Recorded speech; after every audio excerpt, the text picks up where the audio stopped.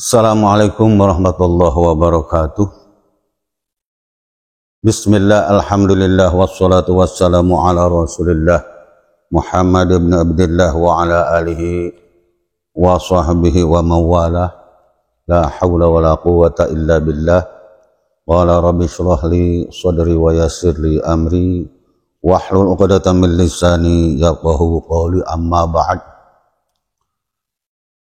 Kembali kita bertemu di channel King Haidar 13.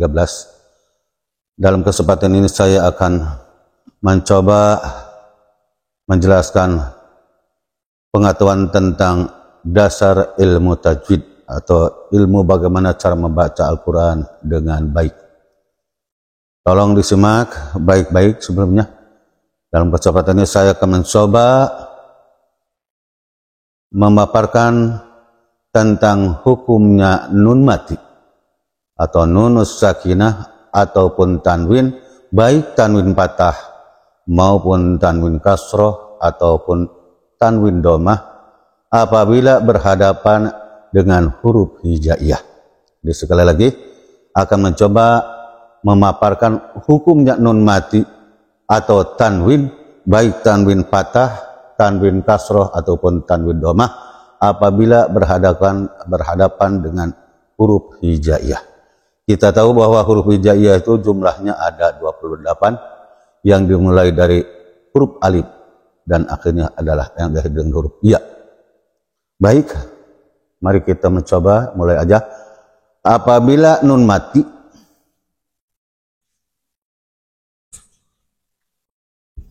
mati atau tanwin, baik tanwin patah, tanwin kasroh, ataupun tanwin domah, apabila berhadapan dengan huruf hijaiyah,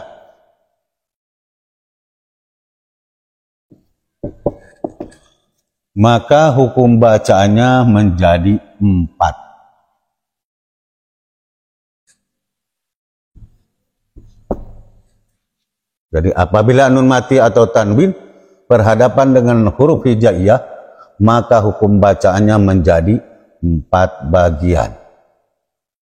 Pertama, jadi idgham.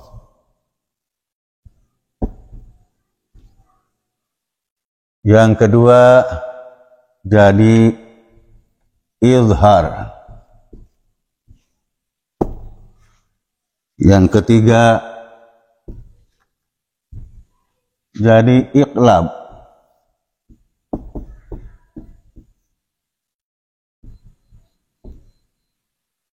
Yang keempat, menjadi ikhfa.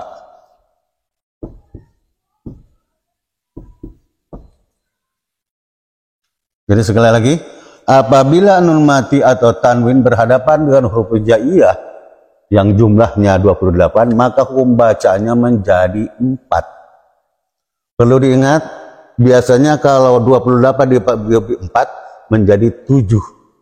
Tapi dalam hukum nun mati atau tanwin berhadapan huruf hijaiyah yang 28 ini berbeda bagiannya. Ya, tidak sama 77, ya, tetapi masing-masing berbeda. Huruf idgham semuanya ada 6. Kemudian huruf izhar juga ada 6. Huruf iqlab 1. 6 sama 6 berarti 12, tambah 1 13, berarti huruf ikhfa ada 15. Jumlahnya 28. Mari kita coba uraikan apa sih itu idgham, ya, idgham. Jadi yang pertama idgham, yang kedua izhar, yang ketiga iqlab, yang keempat ikhfa. Ada berapakah huruf idgham? Huruf idgham ada 6. Kita coba hapus dulu ini karena kita akan menjelaskan masalah idgham dulu. Ya, huruf idgham ada 6. Apa saja yang 6 itu? Mari kita coba uraikan. Pertama, iya. Kedua, ro. Ketiga, lam. Keempat, mim.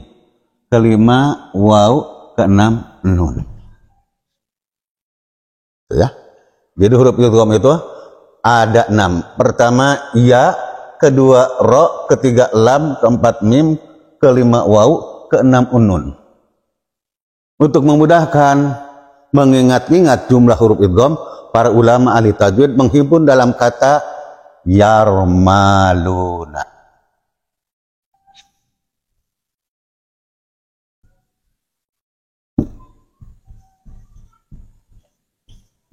Yarmaluna. Pertama ya, ro, mim, lam, waw, dan nun. Kita ambil contoh. Mari kita ambil contoh. Nun mati dulu.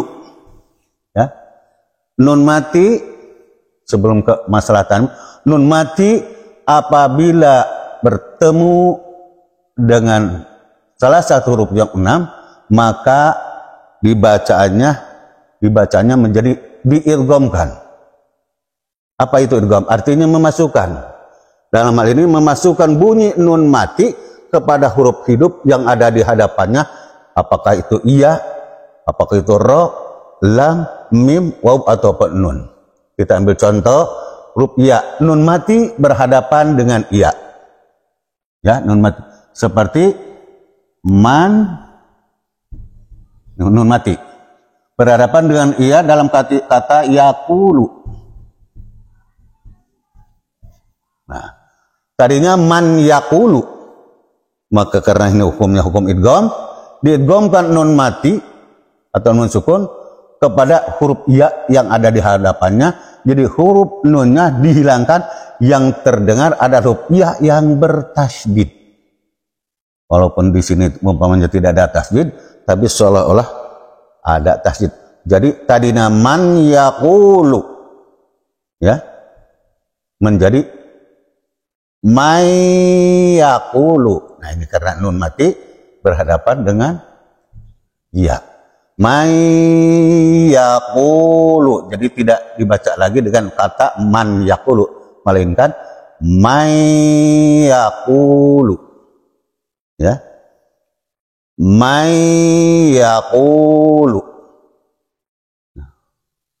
Kemudian contoh yang kedua. Nun mati berhadapan dengan ro dalam kata, contohnya min, berhadapan dengan ro dalam kata rabbihim.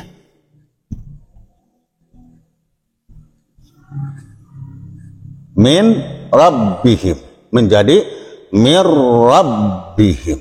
Mir rabbihim. Jadi seolah-olah ada tahdid. Ya. Kemudian contoh yang ketiga yaitu lam. Lam. Nun mati berhadapan dengan lam, contohnya seperti kata min. Nun mati dalam kata min berhadapan dengan huruf lam dalam kata ladunhu. Jadi min ladunhu tadinya menjadi min ladunhu. Jadi di sini harus ada tasydid, digentak. Ya. Min ladunhu. Min ladunhu. Gitu ya. Kemudian contoh yang keempat, nun mati berhadapan dengan mim. Ya. Nun mati berhadapan dengan mim. Dalam kata, umpamanya di sini ada kata min mati berhadapan dengan mim dalam kata ma'in. Jadi tadinya min ma'in menjadi mim ma'in. Ya. Mim ma'in. Ya. Kemudian contoh berikutnya yaitu nun mati berhadapan dengan wawu. Kita ambil contoh dari kata min lagi. Ya. Min lagi. min waraihim.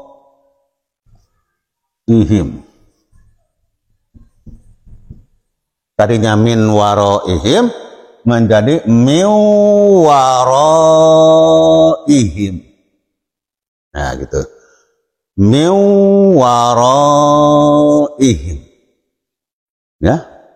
Kemudian yang keenam, huruf idgham yang terakhir, yaitu kita ambil contoh huruf nun mati berhadapan dengan nun hidup di hadapannya.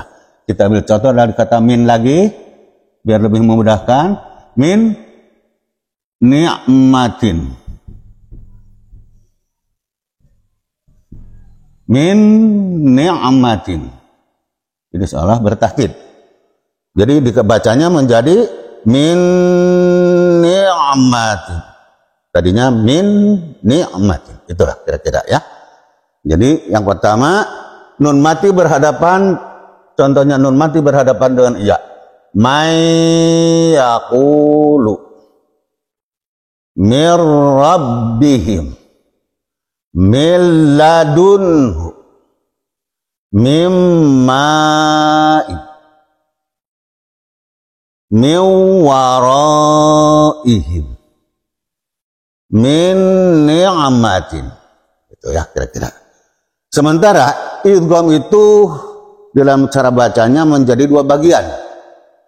Pertama disebut idgham ma'al gunnah atau bigunnah. Idgham ma'al gunnah. Idgham ma'al gunnah. Artinya idgham disertai dengan dengung. Yang kedua, idgham bila gunnah. Ya. Idgham bila gunnah. Artinya diidghamkan tetapi tidak didengungkan. Bila gunnah. Gitu ya. Jadi huruf yang 6 ini cara bacaannya dibagi dua. Pertama, cara membaca dengan ma'al gunnah. Kedua, cara membacanya menjadi bila gunnah. Apa saja yang menjadi idgham ma'al gunnah? Artinya idgham yang disertai dengan dengung. Dan apa saja yang disebut idgham bila gunnah? Yang membacanya tidak menggunakan dengung atau tidak didengungkan. Hurufnya idgham ma'al gunnah yaitu ada 4. Pertama, ya, kedua nun, ketiga mim, keempat waw. Nah ini idgham ma'al gunnah, ya. Kemudian yang kedua idgham bila gunnah. Hurufnya ada berapa? Ada 4. Sisanya yang 4. Ada 2. Sisanya yang 4. Yaitu lam dan ro. Nah, ya, lam dan ro. Lam dan ro. Cara bacanya bagaimana? Kita ambil contoh yang tadi. Ya adalah idgham ma'al gunnah. Artinya ya ini seperti ini nih. Idgham ma'al gunnah. Ya. Contohnya seperti may yaqul agak panjang. Kemudian nun mati berhadapan dengan ro. Ro adalah bila gunnah tanpa dengung. Cukup bacanya asal didabel aja, digentak. Mir rabbihim. Jangan sekali-kali membaca mir rabbihim, tapi mir rabbihim. Kemudian dalam kata min ladunhu, lam adalah termasuk huruf idgham bila gunnah. Cukup membacanya dengan kata min ladun. Jangan dibaca min ladun, tetapi min ladun, jangan terlalu panjang. Kemudian yang kedua mim, nun, ya, yang kedua nun.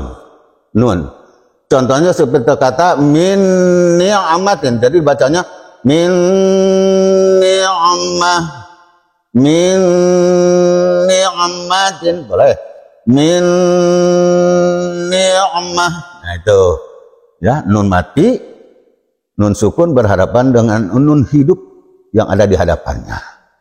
Kemudian idgham ma'gunah yaitu mim yang ketiga. Contohnya seperti mimma,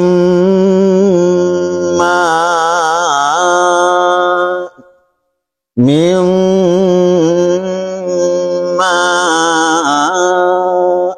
Nah itu ya, jadi jangan dibaca minma atau mimma, tetapi ada dengungnya, mimma. Nah, keempat idgham bil ma'al gunah itu yaitu wawu. Contohnya seperti tadi min waraihim, min waraihim dengan min wara, tapi didengungkan min waraihim. Panjangnya menurut ukuran tajwid 1 alif atau 2 harokat ya. Min waraihim.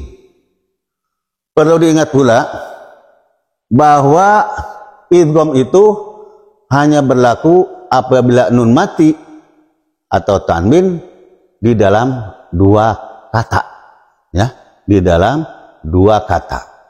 Tetapi kalau nun mati berhadapan dengan huruf idgham di dalam 1 kata, maka bacaannya diizharkan.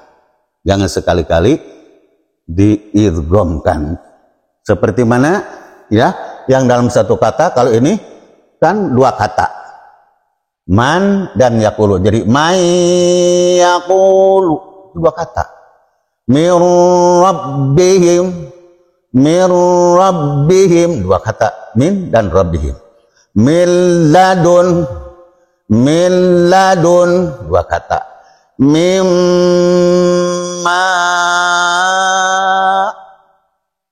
min waraihim, min waraihim 2 kata, min dan waraihim. Kemudian min ni'matin, nun dan nun pertama nun mati, kemudian nun hidup jadi dalam kata ni'matin, jadi 2 kata, min ni'matin. Tetapi keberadaannya apabila nun itu berhadapan dengan huruf idgham di dalam 1 kata, maka bacaannya harus dibaca jelas atau terang, jangan diidghamkan. Contohnya seperti kata ad-dunya ya, ad-dunya, ad-dunya. Nah, jangan dibaca ad-dunya, padahal ini nun mati berhadapan dengan iya. Tetapi nun mati berhadapan dengan iya itu berada di dalam 1 kata. Tidak berlaku hukum idgham. Harus dibaca dengan idhar atau jelas. Kemudian seperti mana lagi? Bunyanun. Bunyanun. Walaupun nun mati berhadapan dengan ya, tetapi dalam 1 kata tetap harus dibaca sesuai dengan aslinya, yaitu bunyan. Ada dalam Al-Quran hanya ada 4 huruf ya, hanya ada 4 kata, yaitu ad-dunya, bunyanun, dan kinwanun. Wanun, jangan sekali-kali baca kiwanun, karena kita melihat nun mati berhadapan dengan waw. Pada dalam 1 kata tetap harus dibaca sesuai dengan aslinya, yaitu qinwanun. Kemudian ada lagi sin wanun. Ini ada dalam Al-Quran. Sin wanun, jangan dibaca siwanun. Tidak berlaku lagi hukum idgham. Jadi ini di dalam 1 kata tidak berlaku lagi hukum idgham. Jadi berlakunya hukum idgham itu apabila berhadapannya nun sukun atau tanwin nun sukun berhadapan dengan huruf idgham yang berada di kata yang lain, ya, yang berada di kata yang lain, dua kata, tetapi dalam satu kata seperti ad-dunya, jangan sekali-kali dibaca ad-dunya. Bunyanun jangan dibaca buyanun, tapi bunyanun. Qinwanun juga jangan dibaca qiwanun, tapi tetap qinwanun. Sinwanun, gitu ya. Sinwanun. Kira-kira itu contoh nun mati berhadapan dengan salah satu huruf hijaiyah yang 6, yaitu yang terhimpun dalam kata yarmaluna, yaitu pertama ya, kedua ro, ketiga lam, keempat mim, kelima waw, keenam nun. Itu nun sukun, hukum nun sukun.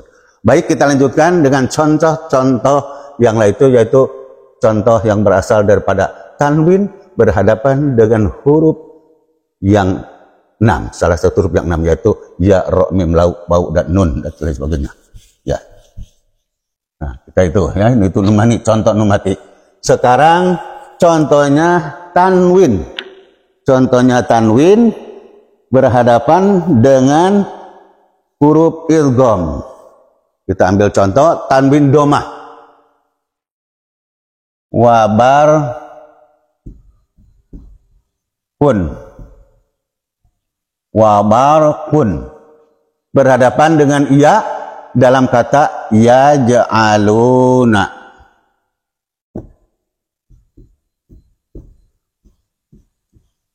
Nah, ini tanwin domah.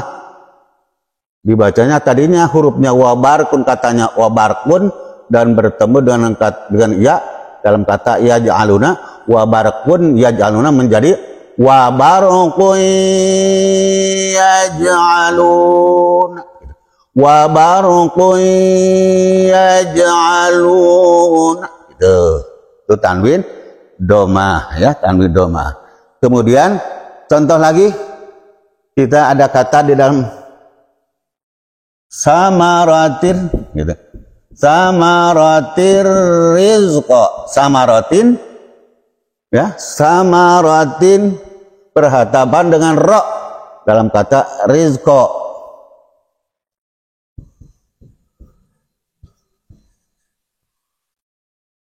Tidak dibaca samaratin rizqa lagi, tapi menjadi samaratir rizqa. Samaratir rizqa. Di sini pasti ada tasdid, ya. Kemudian tanwin patah. Tanwin patah seperti mana lagi, ya? Tanwin patah ada lagi banyak contoh di dalam Al-Qur'anul Karim, ya. Firasyaw was-sama, gitu. Kata firasyan berhadapan dengan waw dalam kata was-sama.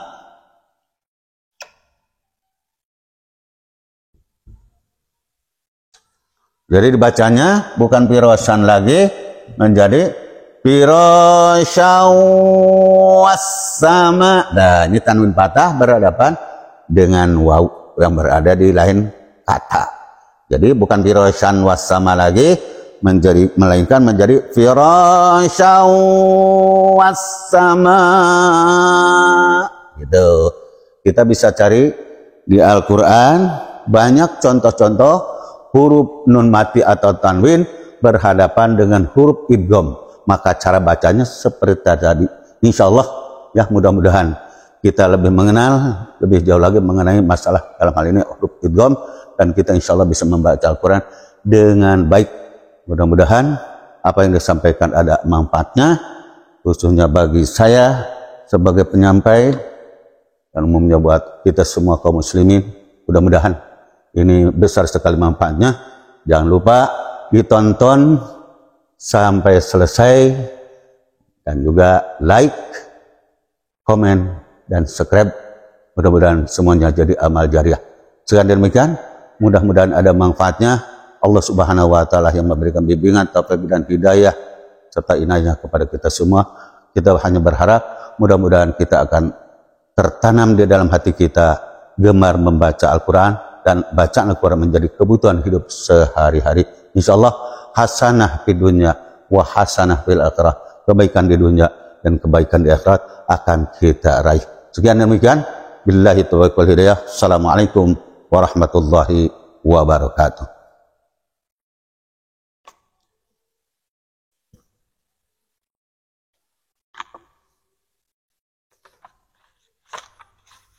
Udah,